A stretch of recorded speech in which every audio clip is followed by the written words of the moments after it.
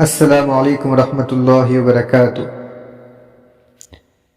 آج کا موضوع، تصور کریں کہ آپ جنت میں ہیں۔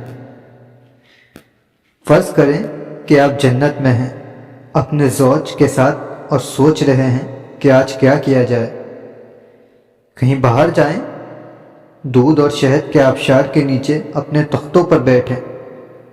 اور جنت کی کستوری کی مہک سے لطف اندوز ہوتے ہوئے جنت کے مشروب کا مزہ لیں،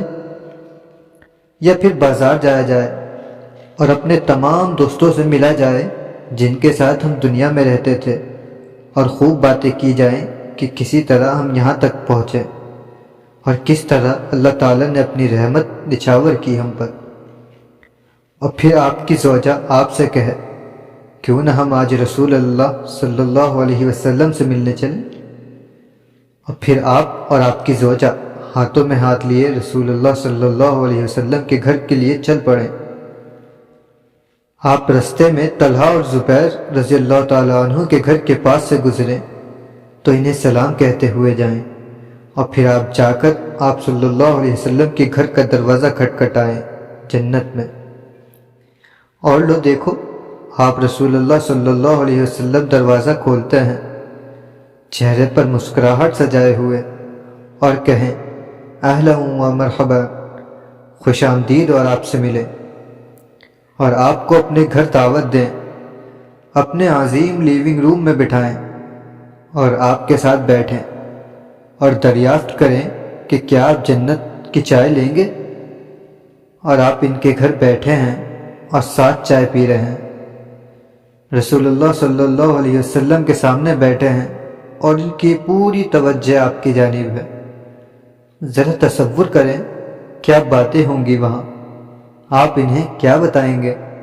ان سے کیا پوچھیں گے؟ کیا آپ انہیں سیرت میں سے اپنا پسندیدہ لمحہ بتائیں گے، یا آپ ان سے پوچھیں گے کہ طائف کیسا تھا اور کس طرح انہوں نے ہمیں یاد رکھا اس لمحے میں بھی جب ان کے چہرے سے خون بہہ رہا تھا؟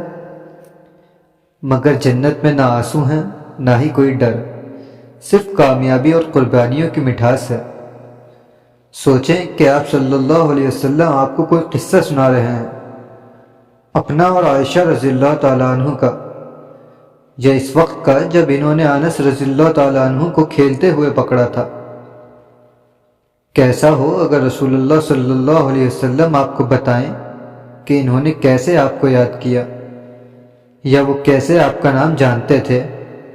اور اس وقت کے انتظار میں تھے جب وہ آپ سے ملیں گے۔ کیسا ہو اگر رسول اللہ صلی اللہ علیہ وسلم آپ کو بتائیں کہ انہیں یاد ہے کہ آپ کا سلام ان تک پہنچا تھا اور میں نے اس کا جواب دیا تھا۔ کیسا ہو اگر بات چیت کے اختتام پر آپ صلی اللہ علیہ وسلم خود اپنے ہاتھ سے آپ کو پانی کا ایک گھونٹ پلائیں، جس کے بعد آپ کو پیاس